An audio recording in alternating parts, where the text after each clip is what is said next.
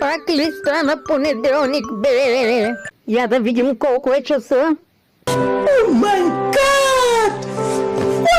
Ах, добре, имам още малко време. A few moments later.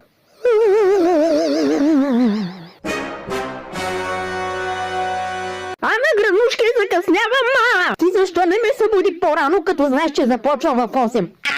Както и да ви не ме интересува. Така, взимам си учебника, взимам си и домашното, да не забравям и закуската. Бабушки!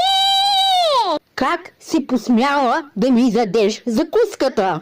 Сега цял ден ще стоя гладна само заради теб, защото ти си един голям, тъп, грозен, дебел багер. Хайде, гранушки, тръгвам, че стана 7:50. Ма тя вратата е много сложно заключена.